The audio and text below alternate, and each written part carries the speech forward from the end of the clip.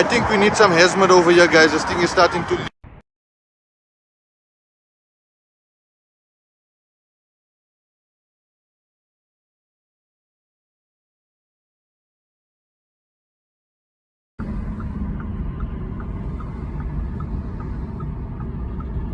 Alright guys, as you can see, everyone, the accident scene, Kliprivier, N12, everyone on scene, Johannesburg.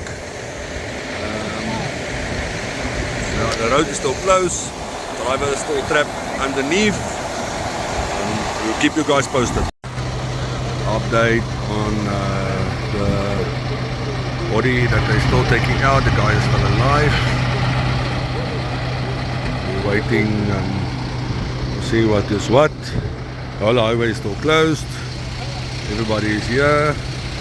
Fire units, everyone, and yeah, all are here.